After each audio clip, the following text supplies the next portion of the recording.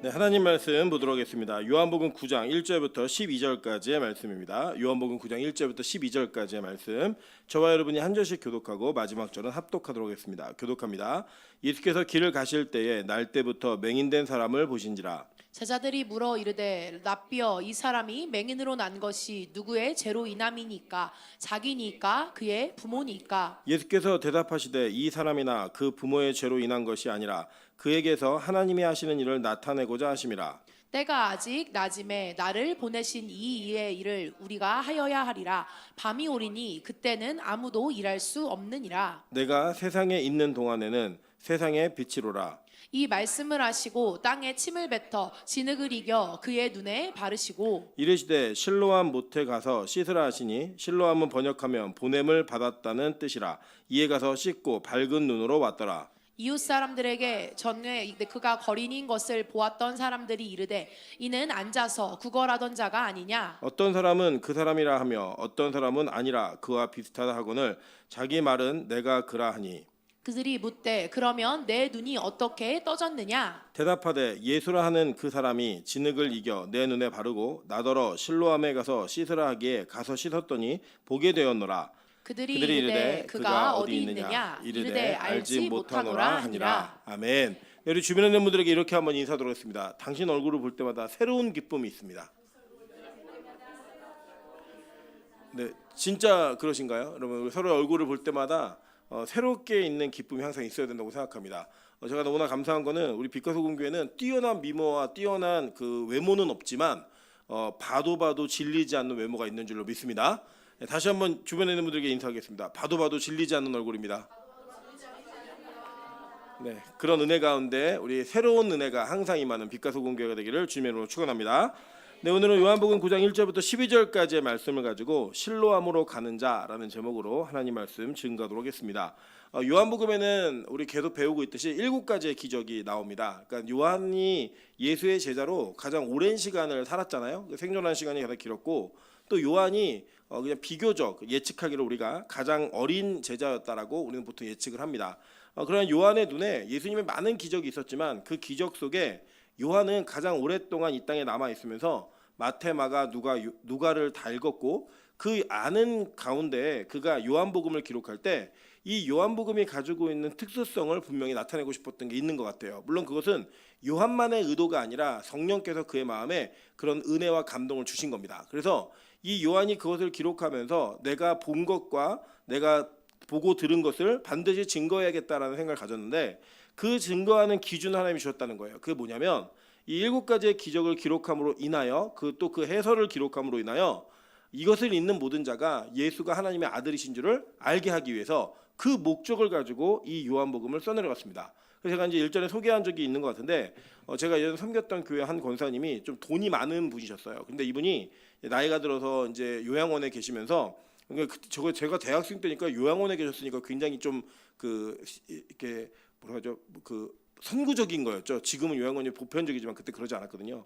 그분이 이제 혼자 계시면서 이제 전도를 해야겠다라는 마음을 먹고 요한복음을 읽어주는 알바를 구하기 시작했습니다. 그래서 알바를 구하는데 조건이 안 믿는 사람이에요. 그리고 그 당시에 저희가 시급이 1,700원, 1,800원 막 이럴 때 시급 10,000원을 줬습니다. 그러면 얼마나 비싼 거예요? 요새도 시급 10,000원이잖아요. 10,000원을 주시면서 이 요한복음을 읽게 한 거예요. 계속 반복적으로 요한복음을 읽어주면은 그걸 듣고 읽어주다가 읽던 사람이 눈물을 흘리면서 예수를 영접하면 알바가 잘립니다. 그리고 또 새로운 안 믿는 알바를 구하는 거예요. 계속 반복적으로. 그러니까 그 시급이 아주 좋은 알바를 계속하려면 강박해야 돼요. 계속. 근데 계속 읽다 보면은 예수를 영접하게 되는 그런 일이 있어가지고 굉장히 좀 모범적이고 좋은 사례가 되었던 이런 일들이 있었습니다.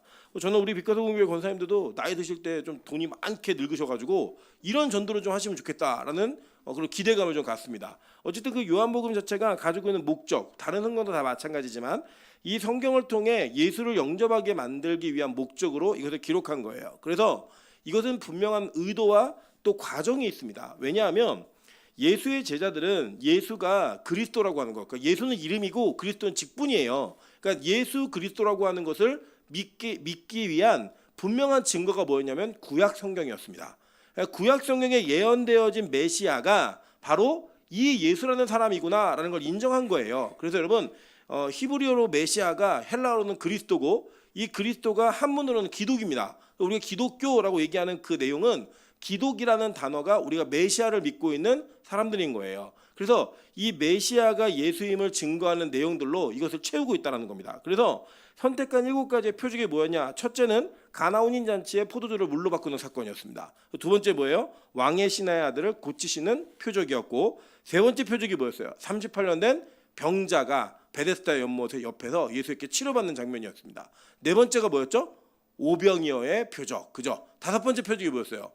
무리를 걸으시는 표적이었다는 거예요. 여러분, 이 표적이라는 단어가 헬라어로 세메이온이라 그랬죠? 이 세메이온은 뜻이 뭐예요? 화살표란 뜻이 있다고 얘기했습니다. 그러니까 이것을 따라가면 반드시 목적지가 나온다라는 거예요. 그래서 이 모든 표적들이 어떠한 특별한 목적을 가리키고 있는데 그 목적의 내용이 뭐냐면 바로 예수가 하나님의 아들이다라고 하는 걸 증거하기 위함이었어요.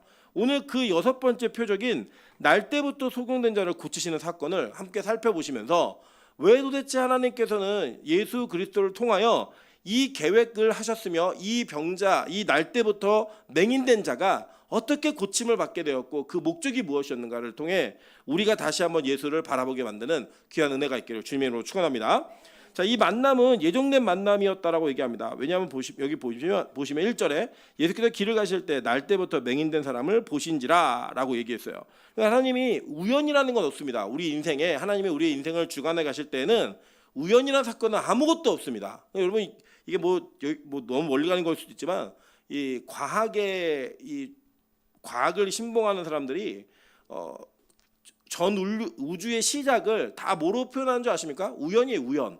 우연이 그렇게 됐다는 거예요. 우연. 근데 우리 기독교인들은 그 단어 쓰지 않습니다. 어떻게 쓰죠? 우리는 필연이라고 얘기해요. 하나님의 예정 가운데 있었던 사건이라고 얘기합니다. 한번 볼까요? 에베소서 1장 9절부터 12절입니다. 그 뜻의 비밀을 우리에게 알리신 것이요 그의 기뻐하심을 따라 그리스도 안에서 때가 찬 경륜을 위하여 어떻게 했대요?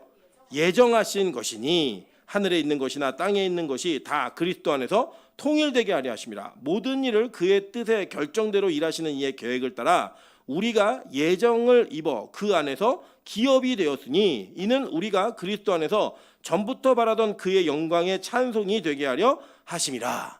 그러니까 우리가 예수 믿은 게 정해진 거예요? 아니면 내가 선택한 거예요? 정해진 거예요. 그래서 여러분 지금 내 옆에 앉아있는 우리 교우가 정해진 거예요? 선택한 거예요? 네, 우리 옆 사람 한번 인사하겠습니다. 감사합니다. 보면서 감사가 있는 거예요. 여러분 정해져 있는 수순이 우리에게 일어나고 있다는 겁니다. 자, 그렇게 예수가 이 날 때부터 맹인 사람을 보았는데 이 제자들이 이 장면 속에 예수에게 질문을 합니다. 그 질문의 내용이 뭐냐면 이 사람이 맹인으로 태어난 것이 누구의 죄 때문입니까? 라고 하는 그 죄의 근원을 묻더라는 거예요. 여러분 보시면요, 예수 그리스도에게 집중하고 있는 사람들은 지금 우리가 예수를 통해서 어떻게 될 것인가에 대한 미래에 관심이 있지 과거에 관심이 있지 않습니다. 그런데 율법주의자들은 어떤 관심이 있냐면 과거의 어떠한 특정한 행동이 지금의 결론과 결과를 만들어냈다라고 이야기를 해요. 그리고 여러분 이게 세상에서는 이게 맞는 것 같아요. 네가 공부를 열심히 했으니까 지금 이 성적을 거둔 거야. 네가 열심히 일을 했으니까 지금 이런 열매가 거둬진 거야. 네가 저금을 열심히 했으니까 이렇게 부자가 된 거야. 라고 우리는 어떤 인과관계를 자꾸 설명하면서 그 인과관계 속에서 나의 노력과 수고가 어떤 열매를 맺어내는가, 이게 우리 인간들이 살아가는 삶 가운데 당연한 원리같이 보이지 않으십니까? 여러분 그런데 잘 보시면 성경은 우리에게 그러한 우리의 노력과 열심을 통한 열매가 우리의 인생이라고 말하지 않더라는 거예요. 그리고 여러분 우리 요 근래에도 뭐 그 가게 흐르는 저주가 있다 뭐 이런 거 자꾸 얘기하고 믿고 이런 분들이 계신데 옳지 않습니다. 성경은 그렇게 얘기하지 않아요. 그러니까 제자들의 관심이 뭐였냐면 이 사람이 분명히 맹인으로 태어난 게 죄 때문인데 그게 누구의 죄 때문입니까? 그 사람의 죄 때문입니까? 아니면 그의 부모의 죄 때문입니까? 라고 얘기하면서 그의 과거로부터의 어떤 행적이나 과거로부터 그 부모의 과오가 지금 이 사람에게 나타났다라고 얘기하는 거예요. 그리고 여러분 우리가 안 믿는 분들이 대부분 어려운 일이 생기면 무슨 얘기 하세요? 아이고 내 팔자야 이렇게 얘기하고 내가 전생에 무슨 죄를 지었길래 뭐 이런 이야기들을 하세요. 이유가 뭐냐? 그것은 어떤 죄의 결과나 어떤 이 대가가 분명한 원인이 있는데 그 원인이 나의 조상들의 잘못이나 나의 주변에 있는 사람의 잘못을 인하여 내가 이런 어려운 일을 당하고 있다는 거예요. 그래서 우리는 그것을 스스로에게는 남에게 책임을 전가하는 모습으로 나타나고 타인에게는 그 사람에게 행동의 원인이 그 결과를 불러 일으켰다라고 말을 하는 겁니다. 여러분 잘 아시는 욥과 욥의 세 친구들의 이야기 아시죠? 그 세 친구들의 이야기가 뭐냐면 욥에게 얘기하는 친구들의 모든 내용이 공통되게 이런 이야기예요. 야, 네가 뭔가 잘못한 게 있기 때문에 하나님이 이런 고난을 주시는 거야. 회개해. 여러분 그 얘기 들으면 다 맞는 것 같잖아요. 근데 욥의 얘기는 뭐예요? 아니야, 나는 잘못한 게 없는데 이런 고난을 당하고 있는 거야. 니들이 알 수 없어. 얘기하면서 그들이 말하는 것도 진리처럼 보이고 욥이 변명하는 것도 우리가 신뢰할 만해요. 왜냐하면 욥은 특정한 잘못하지 않았는데 막 고통이 왔거든요. 여러분 결론은 뭔지 아세요? 하나님께서 욥에게 말씀하기 시작할 때 욥이 하나님 얘기를 듣고 하는 말이 뭔지 아십니까? 내가 이제부터 입을 닫겠습니다. 내가 그러니까 아무것도 모르고 떠들었다는 거예요. 그리고 심지어는 그 친구들 역시 니들도 욥의 회개의 제사가 아니면 너희들도 용서받지 못해 라고 하는 그들조차 틀렸다는 거예요. 다 틀린 거예요. 그럼 누가 맞는 거예요? 하나님만 맞는 거예요. 그러니까 여러분 우리의 눈으로 어떤 일들의 결론과 나타나는 현상을 보면서 이건 무엇 때문이야 라고 함부로 말하고 평가할 수 없다라는 거예요. 여러분 우리는 우리 인생을 살아가면서 우리가 원하지 않는 일들을 많이 겪습니다. 그런데 겪는 일들의 근원과 이유가 뭐예요? 하나님의 예정하심 때문이라는 거예요. 그게 원인이지 우리의 어떤 조상들의 잘못된 죄악의 문제가 우리의 지금의 이런 결론을 만들어낸 게 아니라는 거예요. 그럼 그래서 성경을 볼까요? 이렇게 얘기했습니다. 출애굽기 20장 5절부터 6절입니다. 다 같이 한번 읽어볼게요. 시작. 그것들에게 절하지 말며 그것들을 섬기지 말라. 나 내 하나님 여호와는 질투하는 하나님인즉 나를 미워하는 자의 죄를 갚되 아버지로부터 아들에게로 3대까지 이르되 하거니와 나를 사랑하고 내 계명을 지키는 자에게는 1000대까지 은혜를 베푸느니라. 자, 이걸 보고 아버지 죄 때문에 3, 4대가 고통당한다. 이게 가게 흐르는 저주가 있다라고 믿는 사람들이 대표적으로 얘기하는 구절들이거든요. 근데 이게 말도 안 되는 내용이에요. 이거 잘 내용을 보시면 이 말의 목적은 내가 잘못하면 3, 4대 벌한다. 이게 아니고요. 그 하나님의 재앙과 심판이 얼마나 큰지를 얘기하는 거예요. 그래서 3, 4대가 이어지지 못하고 그 집안이 멸문한다라는 이야기입니다. 그 뒤에 이게 더 중요해요. 보세요. 뭐라고 얘기했어요? 나를 사랑하고 내 계명을 지키는 자에게는 몇 대까지? 1000대까지 은혜를 베푸느니라. 이 1000이라고 하는 숫자가 하나, 둘, 셋, 넷 해갖고 1000을 얘기하는 게 아니라 1000이라고 하는 완성된 숫자를 얘기하는 거예요. 왜냐하면 민수기에 보시면 하나님의 군대로서 완성된 숫자를 1000으로 표현합니다. 그래서 각 지파에서 1000명씩 나와라고 얘기할 때 그 1000명의 군대들이 모여서 그들이 완성된 군대의 모습을 이루고 그 아말렉과의 전투를 시작하는 모습이 나온다라는 거예요. 그러니까 그 내용을 보시면 이 1000이 무엇을 얘기하냐? 너 나를 사랑하는 자, 내 계명을 지키는 자, 그에게는 뭘 갚겠다는 거예요? 너희들이 완전하게 느낄 만큼의 복을 주겠다라고 얘기하는 것이고, 반대로 3, 4대까지 이르게 하겠다라고 얘기하는 건 뭐냐면 3, 4대를 지나지 못해도 너희들 멸문지화 될 거야 라고 죄의 크기를 얘기하는 거예요. 여러분 에스겔을 볼까요? 이렇게 얘기해요. 에스겔 18장 19절부터 20절입니다. 그런데 너희는 이르기를 아들이 어찌 아버지의 죄를 담당하지 아니하겠느냐 하도다. 아들이 정의와 공의를 행하며 내 모든 율례를 지켜 행하였으면 그는 반드시 살아나려니와 범죄하는 그 영혼은 죽을지라. 아들은 아버지의 죄악을 담당하지 아니할 것이요 아버지는 아들의 죄악을 담당하지 아니하리니 의인의 공의도 자기에게로 돌아가고 악인의 악도 자기에게로 돌아가리라. 분명히 얘기했죠. 아버지의 죄 때문에 아들이 죽지 않는다는 거예요. 아버지가 아무리 잘못했어도 아들이 하나님 앞에 정의와 공의를 행해서 율례를 지키면 어떤 일이 벌어진다는 거예요? 반드시 산다는 거예요. 성경 그렇게 얘기했습니다. 자, 에스겔 18장 1절부터 4절도 한번 읽어볼까요? 자, 뭐라고 얘기했나 한번 볼게요. 또 여호와의 말씀이 내게 임하여 이르시되 너희가 이스라엘 땅에 관한 속담에 이르기를 아버지가 신 포도를 먹었으므로 그의 아들의 이가 시다고 함은 어찌 됨이냐? 주 여호와의 말씀이니라. 내가 나의 삶을 두고 맹세하노니 너희가 이스라엘 가운데서 다시는 이 속담을 쓰지 못하게 되리라. 모든 영혼이 다 내게 속한지라. 아버지의 영혼이 내게 속한 같이 그 아들의 영혼도 내게 속하였나니 범죄하는 그 영혼은 죽으리라. 그 뭐예요? 각자의 죄와 각자의 잘못으로 인하여 심판받는 거지 그 조상들의 죄가 그들에게 임해서 망하는 게 아니라는 거예요. 그리고 여러분 너희 부모가 뭘 잘못해가지고 지금 네가 이런 꼴을 당하는 거야 라고 말하는 거 누가 제일 많이 하는 건 줄 아세요? 무당이 제일 많이 합니다. 무당이. 그리고 뭐예요? 몇 자리 옮겨. 돈 들죠? 구태해야 되죠? 이런 일들을 위해서 자꾸 얘기하는 거예요. 성경은 그렇게 얘기하지 않았어요. 그런데 가끔 우리 공동체에도 보면 자기가 그 혼자 예수 믿는 것 때문에 갖는 컴플렉스를 갖고 있는 사람들이 있어요. 우리 부모는 신앙성이 없고 나 혼자 신앙생활 하는데 그러다 마치 자신은 이렇게 신앙생활을 할 때 뭐 힘이 없다 이런 얘기들을 많이 하는데 그런 말도 안 되는 얘기 하지 마세요. 저기 그 모태신앙으로 큰 애들 중에 날라리들 얼마나 많은지 아십니까? 여러분 모태신앙으로 컸지만 예수님의 이응자도 제대로 모르는 애들 되게 많아요. 그런 사람보다 정말 뭐 무당의 자녀로 태어나고 뭐 그 무속인의 자녀로 태어났어도 하나님을 제대로 이해하고 예수 그리스도를 주로 고백하는 자가 훨씬 복된 자고요. 그의 복음의 능력이 그 모태신앙의 뭐 10대가 왔다 할지라도 그에게 신앙이 있느냐 없느냐가 중요한 거지 자기 자신의 가문에 어떤 열매가 있냐 이런 건 별로 중요하지 않아요. 물론 유익은 있죠. 예를 들면 저는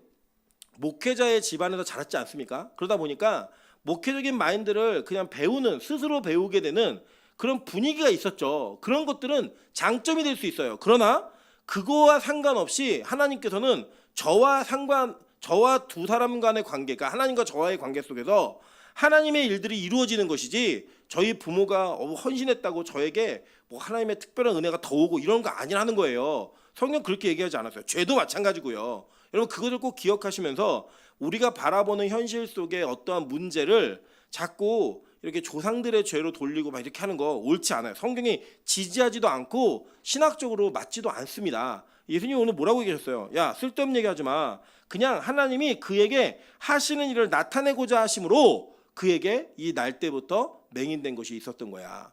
여러분 이 맹인됨을 어떠한 특정한 신체 장애로만 이해하시면 안 됩니다. 여러분 태어나면서 여러분 가지고 있는 컴플렉스가 있잖아요. 나는 왜 이런 집에서 태어났지? 나는 왜 이런 환경밖에 되지 않지? 나에게는 왜 이런 아픔이 있고 고통이 있지? 이러한 모든 문제가 우린 그걸 자꾸 죄의 결과로만 받아들여서 자꾸 거기에 주눅들고 매여 있는데 아니라는 거예요. 이게 뭐예요? 하나님께서 그에게 하실 일을 나타내시기 위해 나에게 그러한 결정과 단점이 있는 거예요. 예를 들어 볼까요? 여러분에게 뭐 예를 들면 진짜 막 신체적인 너무나 어려움이 있어서 그 어려움 속에서 그냥 일찍 죽었어요. 그럼 여러분 그 죽어가면서 내가 무슨 죄를 졌길래 죽나? 이게 아니라 그 죽는 가운데서도 그 죽음이 막을 수 없는 믿음을 보이라고 하나님이 그에게 그 인생을 허락하신 거예요. 그러면 그 가운데에서 믿음을 보이면서 죽는 게 무슨 일이에요? 하나님의 일이라고요. 그거를 이루시기 위해 했다는 거예요. 근데 우리는 거기에 매여가지고 그 환경에 나를 잠식함으로 내가 그 환경을 딛고 이러지 못하는 일들이 벌어진다는 겁니다. 결단하세요. 하나님 나는 이런 집에서 태어나가지고 나는 이렇게 못해요. 그런 말 하지 마시고요. 하나님 나에게 이런 어려운 환경에서 예수를 믿게 하셨다면 나에게 일어날 하나님의 일은 더 크겠군요. 하나님 나에게 이렇게 어려운 환경 속에서 어려운 신체적인 장애 속에서 하나님을 영접하게 하셨다면 하나님 진짜 하나님이 하실 일이 크겠군요. 이거를 믿으면서 주님부터 일어나는 거예요. 오늘 예수님께서는 이 사람에게 하나님의 능력을 나타내시는데 이 사람이 어떤 사람인지 아세요? 맹인이었고 거지였어요. 아까 뭐라고 얘기하면 보시면 야 저 사람 구걸하던 사람 아니야 이렇게 얘기하잖아요. 그러니까 이 구걸하던 사람이 맞느냐 안 맞느냐 갖고 막 논쟁을 벌여요. 눈을 뜨니까 너무 다르게 보이니까. 그럴 정도로 이 사람은 환경과 신체적 모든 것들이 다 어려웠던 사람이에요. 그래서 사람들은 그를 볼 때마다 야 저거 부모가 얼마나 큰 죄를 지었으면 저 아이가 저런 일을 당했을까 이렇게 얘기했겠죠. 그래서 예수님은 그렇게 얘기하지 않은 거예요. 뭐라고 얘기했어요? 야 말도 안 되는 얘기하지 마. 그 사람의 죄도 아니고 부모의 죄로 인한 것도 아니야. 그에게 하나님이 하시는 일을 나타내고자 하십니다 라고 정확하고 분명하게 말씀하셨다는 겁니다. 여러분 그래서 하나님께서 일을 하시는데 이 특별하게 맹인을 고치시는 일은요 너무나 성경의 예언에 부합하는 이 예수가 그리스도임을 확신하는 내용입니다. 한번 볼까요? 출애굽기 4장 11절 다 같이 읽어보겠습니다. 자 시작. 여호와께서 그에게 이르시되 누가 사람의 입을 지었느냐 누가 말 못하는 자나 못 듣는 자나 눈 밝은 자나 맹인이 되게 하였느냐 나 여호와가 아니냐. 자 하나님께서 모든 걸 다 창조하시면서 그 계획 가운데 그렇게 만드셨다는 거예요. 그래서 여러분 그것이 어떤 원인을 우리가 볼 때는 현상적으로 눈에 보이는 원인이 있어 보이지만 그 결론과 원인의 그 근거는 우리 사람에게 있는 게 아니라 누구에게 있다는 거예요? 하나님께 있다는 거예요. 하나님이 창조했다는 거예요. 나는 왜 이렇게 만드셨나요? 뭐 한동안 제가 어렸을 때 나는 이게 머리가 크지 그런데 하나님 만드셨어요. 어떻게 하겠어요? 하나님 만드신 건데 그 만드신 것에 목적이 있겠죠. 이유가 있고. 그리고 어떤 은혜가 있어요. 우리 멀리서 봐도 목사 얼굴이 잘 보이지 않습니까? 얼마나 큰 은혜예요. 그런 은혜로 갖고 가는 거예요. 보세요. 그런데 하나님의 맹인을 만들었으면 그 맹인을 통해 하실 일도 있는 거죠. 뭐라고 얘기하나 볼게요. 시편 146편 8절입니다. 여호와께서 맹인들의 눈을 여시며 여호와께서 비굴한 자들을 일으키시며 여호와께서 의인들을 사랑하시며. 이사야 29장 18절입니다. 그날에 못 듣는 사람이 책의 말을 들을 것이며 어둡고 캄캄한 데에서 맹인의 눈이 볼 것이며. 이사야 35장 5절부터 6절입니다. 그때 맹인의 눈이 밝을 것이며 못 듣는 사람의 귀가 열릴 것이며 그때 저는 자는 사슴같이 뛸 것이며 말 못하는 자의 혀는 노래하리니 이는 광야에서 물이 솟겠고 사막에서 시내가 흐를 것임이라. 그럼 보세요. 마태복음 15장 30절부터 31절 볼게요. 큰 무리가 다리 저는 사람과 장애인과 맹인과 말 못하는 사람과 기타 여럿을 데리고 와서 예수의 발 앞에 앉힘에 고쳐주시니 말 못하는 사람이 말하고 장애인이 온전하게 되고 다리 저는 사람이 걸으며 맹인이 보는 것을 무리가 보고 놀랍게 여겨 이스라엘의 하나님께 영광을 돌리더라 라고 얘기했어요. 자, 이게 잘 보시면 제가 지금 구약과 신약의 말씀 구조를 쭉 나열했잖아요. 잘 생각해 보시면요, 구약에 여러 사건들이 있는데 날 때부터 맹인된 자가 눈 뜨는 사건은 없어요. 여러 사건이 있는데 오직 예수님께서만 이 일을 행하셨어요. 여러분, 왜 그러냐면 구약에는 이 맹인이 눈을 뜨는 사건을 통해 그 맹인의 눈을 띄우는 사람이 누구라는 거예요?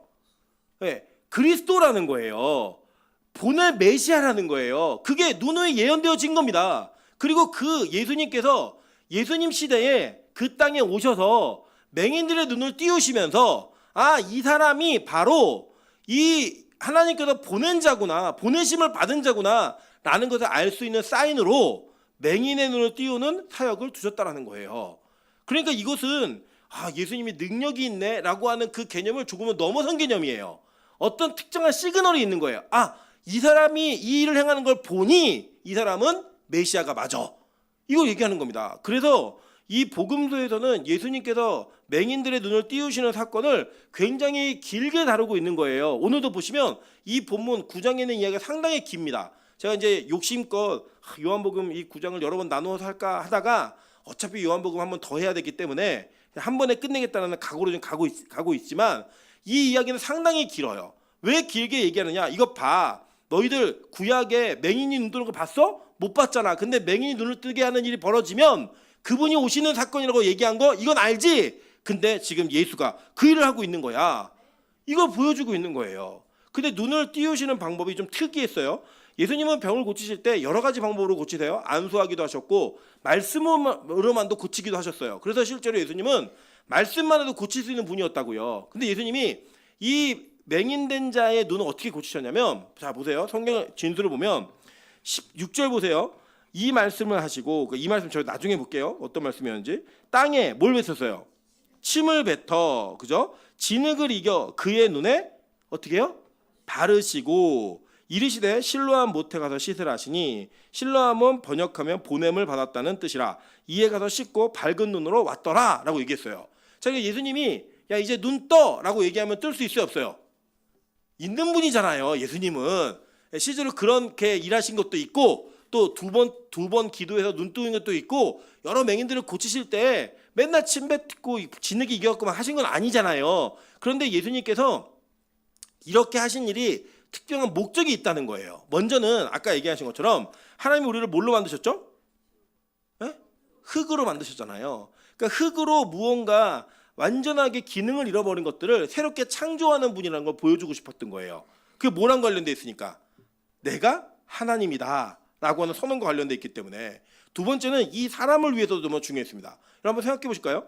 우리가 보통 우리 시대에도 맹인들, 그러니까 시각장애인 분들이 어디 길을 다니시거나 다니실 때 뭘 하냐면 선글라스를 끼세요. 대부분 이제 선글라스를 끼고 쭉 걸어가서 이렇게 지팡이를 쭉 긴 걸 들고 가시면 우리는 저분이 눈이 안 보이는 분이구나라는 걸 우리가 알죠.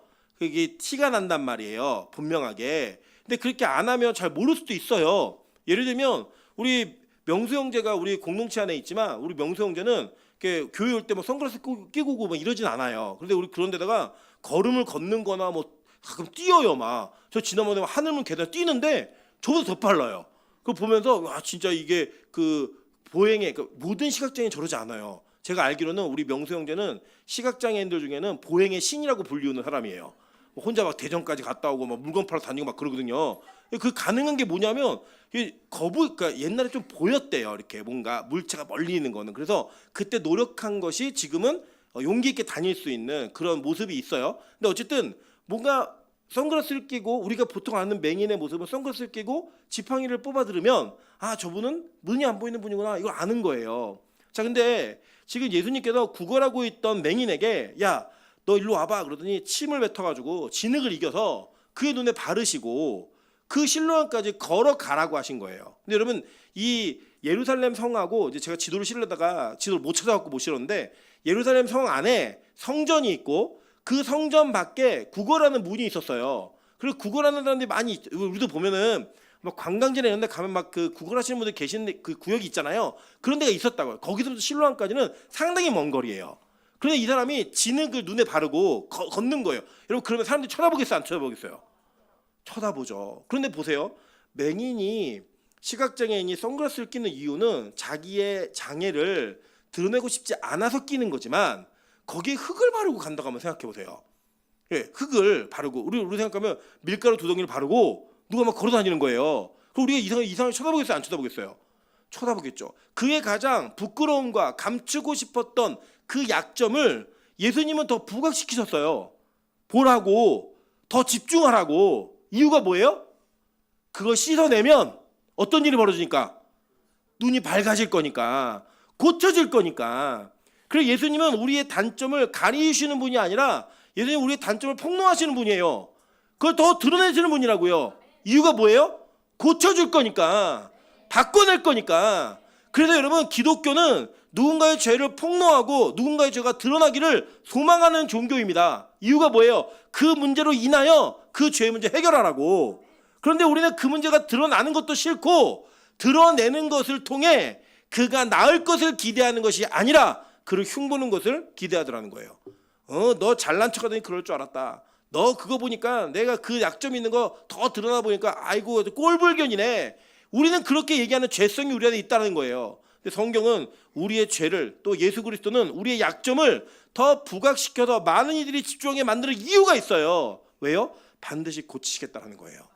그래서 교회 공동체는요. 그 드러남을 기뻐할 수 있어야 되고 그 드러남을 통하여 하나님이 그에게 하실 일을 기대할 수 있는 그런 종교여야 된다는 것입니다. 여러분 교회가 다른 건 그런 거라고 생각합니다. 교회가 뭐 세상에 착한 일을 하고 선한 일을 하고 여러분 그런 거 다른 종교도 하고 있고요. 어쩌면 그걸 교리로 삼고 있는 종교들은요. 그걸 더 열심히 해요. 우리보다. 그렇게 해야 구원받는다고 가르치는 천주교가 우리보다 더 선행을 열심히 한다고요. 우리가 흔히 말하는. 여러분 우리는 그런 종교가 아닙니다. 기독교는요. 아무리 남이 우리에게 욕을 한다 할지라도 우리는 죄의 문제를 해결하는 그것이 첫 번째 목표예요. 우리는 죄를 짓지 않는 것이 목표가 아니라 죄의 문제를 해결하는 게 목표라고요. 그래서 여러분 빛가수공교에서 예배를 드리면서 여러분의 죄와 여러분의 약점의 문제가 자꾸 폭로되고 드러나는 걸 부끄럽게 생각하지 마세요. 하나님이 고치기 위한 하나님께서 그것을 드러내심을 통해 반드시 고치시겠다는 하나님의 선언이에요. 그리고 마찬가지예요. 여러분 나의 부끄러움이 드러날 때는 하나님 고쳐주시겠구나라고 생각하시고요. 남의 부끄러움이 드러날 때는 하나님의 일이 저에게 일어나고 있구나라고 생각하셔야 된다는 거예요. 너 들켰구나. 그럴 줄 알았다. 이게 아니라 너 충격이다. 이런 반응이 아니라 그래 하나님이 너 고쳐주실 거야. 걱정하지 마. 하나님 반드시 만드실 거야. 근데 우리 그 얘기 못해요. 얘기하면 죽여버린다는 거 아는 거예요. 이거 말하는 순간 알려주는 순간 내가 폭로되는 순간 사람들 날 가만히 두지 않을 거야. 이걸 아니까요. 끝까지 거짓말하는 거예요. 여러분 저는 한국 사회가 이 소위 말하는 사회 지도자들 이 지도자들이 계속 거짓말하는 모습이 여러분 언론을 통해 우리에게 오고 있다는 거 이거 되게 심각한 문제라고 생각합니다. 이번에도 여러분 그 계엄을 할 때 뭐 국무회의 했다 막 얘기한 사람들 지금 다 거짓말한 걸로 밝혀져가지고요 출국 금지당하고 이 진술과 다른 증거들이 계속 속속들이 나오고 있어요. 나중에 보세요 얼마나 창피함을 당하겠는가. 근데 그 사람들이요 끝까지 거짓말합니다. 왜 하는 줄 아세요? 그 말하면 죽는다는 걸 아는 거예요. 여러분 저는 이 양자 간의 문제가 있다고 생각해요. 물론 저는 모든 죄를 다 용서된다고 생각하지 않습니다. 제가 누누이 얘기하지만 연쇄살인범이 예수 믿고 구원받을 수 있어요 없어요? 있죠. 믿으시죠. 그런데 연쇄살인범이 예수 믿고 구원받을 수 있지만 예수 믿었다라는 이유 하나만으로 그의 살인행위에 대한 죄의 그 형벌, 사회적 형벌을 면한다고 생각하시면 안 돼요. 여러분 철저하게 일어나야 되는 일이에요. 그게 여러분 예를 들어 여러분이 무슨 잘못을 했어요. 뭐 예를 들어 누구의 사기를 쳤어요. 그러면 여러분 감옥 가야 돼, 안 가야 돼요? 예, 회개해서 안 가는 게 은혜가 아니라고요. 가야 된다고요. 그런데 여러분 사기를 쳤다 할지라도 여러분 구원 받아요, 못 받아요? 받아요. 그걸 믿으시라고요. 그게 기독교예요. 그래서 여러분 이 땅에 그 죄악의 문제가 평가되는 거, 그것은 부끄럽게 생각하지 마세요. 아무것도 아니에요. 시간 지나고 또 상황이 지나버리고 천국 가면 다 잊어버리는 일이에요. 다만 중요한 게 뭐냐, 내가 그러하다 할지라도 나는 예수 그리스도를 믿음으로 말미암아 구원받을 수 있는 존재야. 이걸 믿으시라고요. 그걸 믿고 나아가는 거예요. 그래서 누구에게 손가락질하는 것도 여러분 괜찮으세요. 그냥 그래, 너 지져라. 나는 어차피 천국 갈 거니까 지져. 그래, 나 잘못했어. 나 죄인이야. 나 쓰레기야. 그런데 나는 천국 갈 거야. 이거 믿고 가는 게 기독교라고요. 끝까지. 그리고 우리는 죄를 안 짓는 존재가 아니에요. 죄의 문제를 넘어서는 존재라는 거예요. 그 일이 오늘 예수님이 이 실로암으로 가는 자를 통해 이루어가고 계신 거라고요. 야, 너 시각장애인이지? 눈에다가 침에 이겨 바른 진흙을 붙이고 거기 걸어가서 씻어라고 얘기해요. 근데 그 실로암의 뜻이 뭐예요? 보냄을 받았다는 뜻. 그래서 예수님의 메신저가 된 거, 이 사람이 보냄을 받아서 실로암이라고 보냄을 받은 그 곳에 가서 뭘 한 거예요? 보냄을 받은 자가 보냄을 받은 자라고 하는 셈에 가서 씻으니까 그의 눈이 어떻게 된 거예요? 밝아졌다라는 거예요. 눈이 떠진 거예요. 근데 그렇게 하나님이 눈을 띄우신 목적이 뭐예요? 뭐예요? 처음에 이 사람이 얘기해요. 예수라는 사람이 라고 얘기했죠. 근데 나중에 뭐라고 얘기해, 이 사람이? 이 사람이 33절 보세요. 이 사람이 하나님께로부터 오지 아니하였으면 아무 일도 할 수 없습니다. 하나님의 사람이라고 인정했어요. 나중에는 뭐라고 하는지 이 사람이? 자, 보세요. 37절 예수께서 이르시되 내가 그를 보았거니와 지금 너와 말하는 자가 그이니라. 그가 누군데요? 예, 그가 누군데요? 네, 주여. 그 뒤에 보시면 자 36절 대답하여 이르시되 주여 그가 누구시오니까 내가 믿고자 하나이다. 뭔가 믿고 싶은 거, 이 사람이. 뭐 메시아를 기다렸잖아요. 그래서 이 뭐라고 얘기해요? 야, 예수께서 이르시되 내가 그를 보았거냐 지금 너와 말하는 자가 그이니라. 38절 다 같이 있습니다. 시작. 네, 주여 내가 믿나이다 하고 절하는지라. 이르되 주여 내가 믿나이다 라고 예수를 그리스도로 고백하는 거예요. 누가요? 눈뜬 자가.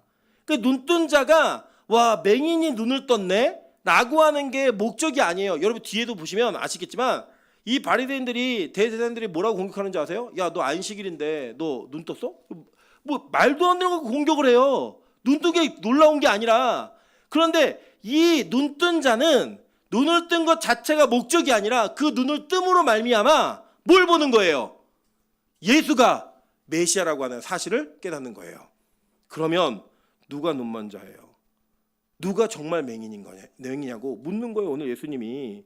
보세요. 39절 예수께서 이르시되 내가 심판하러 이 세상에 왔으니 보지 못하는 저들은 보게 하시고 보는 자들은 맹인이 되게 하려 함이라 하시니, 바리새인 중에 예수와 함께 있던 자들이 이 말씀을 듣고 이르되 우리도 맹인인가? 예수께서 이르시되 너희가 맹인이 되었더라면 죄가 없으려니와 본다고 하니 너희 죄가 그대로 있느니라. 너네 사람이 못 본다고 얘기했으면 못 보니까 나를 못 알아본다고 얘기할 수 있지. 그래서 그거 죄가 안 될 수도 있었지만 니들이 본다고 말하고 있는데 너희들 앞에 있는 내가 누군지 모르잖아. 그래 너희들 죄가 되는 거야 라고 얘기했어요. 그럼 보세요. 우리 가끔 보면 우리 그 명수 형제가 우리 공동체 안에 있으니까 명수 형제를 그냥 안타깝고 불쌍히 여기는 분들이 많아요. 근데 그러지 마세요. 그럴 필요가 없어요. 왜요? 명수 형제 복 받은 사람이에요. 어떤 복을 받았느냐? 명수 형제는 눈이 보이지 않는 것 때문에 예수 그리스도를 믿고 만날 수 있었어요. 그 통로가 희연자매가 됐고, 그래서 이 명수 형제가 예수를 믿음으로 말미암아 명수 형제는 주님 다시 오시는 그날에 눈을 뜰 거예요. 진짜 메시아가 누군지를 눈으로 보게 될 거라고요. 그때 그 기쁨과 감격은 어떤 누구도 우리가 따라갈 수 없는 기쁨과 감격이에요. 여러분, 우리는 본다고 하는데, 우리 눈이 본다고 하고 보지 못하는 형제를 불쌍히 여기는 것처럼 하지만, 우리가 만약에 보는 눈으로 우리가 세상에 보는 것들을 보다가 진짜 예수를 바라보지 못하면 우리가 더 불쌍한 자라는 거예요. 우리가 맹인이라는 거예요. 오늘 성경은 그걸 얘기하기 위해서 맹인의 눈이 띄어진 사건이 봤지, 야, 눈 뜬 거 기적이야, 이게 아니라 그 뜬 눈으로 무엇을 보게 만드는가, 그것을 기억하라는 거예요. 그리고 그가 가서 씻은 연못의 이름이 뭐예요? 실로암, 보냄을 받은, 그 뜻이 내가 보냄을 받은 자야 라고 하는 것을 보게 만드는 그 눈을 뜨게 만들었다는 거예요. 여러분, 우리 모두는 실로암의 보낸 자가 되어야 됩니다. 보냄을 받은 자가 되어야 되는 거예요. 우리가 예수로 말미암아 보냄을 받은 자가 되어서 그 물에서 나의 영적 눈을 씻어내고 보지 못하던 내가 예수를 메시아로 볼 때에 그거를 성경은 뭐라고 얘기하는 거예요? 복이다 라고 말하는 거예요. 그게 진짜 복인 거예요. 여러분, 우리는 눈으로 성경을 읽고 보고 있는데 그걸 못 보고 있다, 그걸 깨닫지 못한다, 그럼 그게 진짜 맹인이고 그게 죄를 지은 자라고 성경은 너무나 분명하고 정확하게 말하는 겁니다. 오늘 우리가 이 땅을 살아가면서 누군가를 신체적 장애가 있고 어려움이 있는 사람을 불쌍히 여기세요? 그래, 하지 마세요. 제가 처음에 우리 명소현제가 하늘문에 갔을 때 막 우리 기도원에 있는 공동체들이 막 명소현제한테 막 의자 올라가서 앉으라고, 의자 올라가서 앉으라고. 제가 하지 말라고 그랬어요. 명소는 눈이 안 보이지 허리가 아픈 애가 아니라고. 왜 자꾸 위로 보내냐고. 앉아서 예배드리게 하라고. 여러분, 이유가 뭐냐면 우리가 그렇게 예배 가운데 하나님을 만나지 못하는 형제가 신체가 불편함이 있다고 해서 자꾸 좋은 자리에서 예배를 드리지 못하게 만들면 진짜 복이 그에게 임하지 않는다고요. 그런데 그가 불편하고 어려워다 할지라도 예수를 만날 수 있는 예배자를 밀어넣으면 그 밀어넣은 것 때문에 영적인 눈이 띄어지는 순간 그의 눈이 보지 못하는 것은 더 이상 문제가 되지 않는다는 거예요. 여러분, 우리가 눈이 보기 때문에 보지 못하는 사람 불쌍히 여겨요? 여러분, 하나님은요, 눈이 본다고 하면서 예수를 보지 못하는 사람이 더 불쌍하다고 얘기했어요. 그게 더 큰 죄인이라고 얘기했다고요. 저는 오늘 우리 빛가소금 모든 공동체는요, 실로암으로 가는 자들이 되기를 소망합니다. 자기의 의지로 가는 자가 아니라 예수에게 보냄을 받아 그 실로암 못에 가서 그 눈을 씻었을 때에 안 보이던 눈이 보여져서 예수라는 분을 볼 수 있고 예수라는 분을 주라고 고백할 수 있는 그런 은혜가 우리에게 있다면 우리에게 일어난 그 기적과 은혜가 반드시 열매 맺는 그 자리로 갈 수 있을 거라고 저는 보는 거예요. 그럼 만약에 병이 걸려서 기도하다가 그 병이 나아, 그 나은 몸으로 죄 짓고 죽으실 거면 차라리 병 걸렸을 때 하나님, 이 병 걸렸을 때 예배 더 열심히 드리고 열심히 회개하고 주님만 보다가 천국 가게 해주세요, 이렇게 기도하세요. 그게 훨씬 좋은 거예요. 우리 유은 사모님이 이 구내염이 너무 심해가지고 구내염이 6개월 동안 낫지를 않는 거예요. 6개월 동안. 근데 제가 이제 유은 사모님이 그 성격 MBTI 그게 비슷해요, 저희 아내하고. 제가 이제 이분의 성격 알아요. 이게 보통 이 병이 이렇게 오면은 그 병의 끝을 보는 사람이에요. 이거 암이구나. 벌써 그냥 자기들은 결론을 내려요. 이런 분들 어떻게 되냐면 병원 가가지고 아무 이상이 없다는 판정을 받아야지 안심이 되는 분들이에요. 그래서 제가 병원에 간다길래 가라 그러면서 이렇게 얘기했어요. 걱정 마.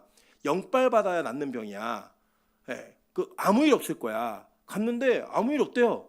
그 원인은 정확히 모르지만 암은 아니래요. 할렐루야. 그 영빨 받아야 낫는 병이라고 제가 얘기했더니 불치병이네 그러는 거예요. 영빨 받기 더 힘드니까. 근데 여러분, 만약에 이 아픈 것 때문에 제가 이승재 선생님한테 그렇게 얘기했어요. 선생님, 걱정하지 마. 하나님이 유은 사모를 사랑해. 그래서 비상벨을 그의 몸에 달아둔 거야. 그 손오공의 그 머리띠 있지? 그거야. 그냥 걱정하지 마. 여러분, 만약에 여러분의 신체적, 경제적, 상황적 장애가 있어서 그것 때문에 예수님을 바라볼 수 있는 사인이 정확하게 떨어질 수 있다면 여러분, 그게 얼마나 큰 복이에요. 얼마나 큰 복이에요. 저는요, 우리 빛가소금교에서 민하연 전사님이 떠날 거라고 생각하지 않아요. 하나님이 보내시면 가겠지만 자기 힘으로 못 간다고 생각해요. 왜냐? 자꾸 떠나면 누가 뭐 보이고 말고 막 그럴 거예요. 실제로 어떤 일이 있냐면, 그런데 하늘문에 가시면 이렇게 하얀 머리에 이렇게 막 문신 있는 형제님이 한 분 계실 거예요. 이분이 진짜 그 생활하시는 분이세요. 이분이 요새 엄청 하늘문을 열심히 오세요. 왜 열심히 올까? 이제 저는 궁금했죠. 그래서 저한테 자꾸 족발을 살라 그러셔가지고 언제 한번 족발을 먹기로 했는데 아직 시간을 못 잡았어요. 근데 얘기하는 거예요. 아니 근데 요새 왜 열심히 오시냐고 그랬더니 제가 믿음이 생겼습니다, 이러는 거예요. 목소리 딱 그래요. 믿음이 생겼습니다. 알고 봤더니 요새 예배 안 드리고 집에 있으면 자꾸 귀신을 보는 거예요. 그러니까 귀신 자꾸 보이니까 자꾸 교회로 오는 거예요. 자꾸 귀신 보니까. 그런 또 분이 또 한 분 계세요. 그 하늘문에 어떤 그 있어요. 예, 원래 무당하시는 분인데 요새 또 신앙생활 열심히 안 하시니까 자꾸 누가 와서 말을 거는 거예요. 저는 민전사는 걱정 안 해요. 뭐 아무리 뭐 타락을 하고 세상에 간다 그래도 하나님이 사인이 있으니까. 여러분 근데 그게 뭐예요? 복인 거예요. 왜 복이냐? 그 단점과 그 어려움을 통해 누굴 만날 수 있으니까? 예수를 만날 수 있으니까. 전혀 우리 유은 사모님이 영빨 받는 날 불로 하나님 막 다 지져가지고 모든 구내염이 다 사라질 줄 믿습니다. 할렐루야. 예. 그게 하나님께서 뜻하고 있는 바, 그 하나님의 일이라고요. 우리는 뭐 하나님의 일, 그런 뭐 대단한 일을 하는 것 같지만 진짜 하나님의 일이 뭔지 아세요? 요한복음 6장 27절부터 29절 한번 볼까요? 썩을 양식을 위하여 일하지 말고 영생하도록 있는 양식을 위하여 하라. 이 양식은 인자가 너희에게 주리니 인자는 하나님 아버지 하나님께서 인치신 자니라. 그들이 묻되 우리가 어떻게 하여야 하나님의 일을 하오리까? 다 읽겠습니다. 시작. 예수께서 대답하여 이르시되 하나님께서 보내신 이를 믿는 것이 하나님의 일이니라 하시니. 아멘.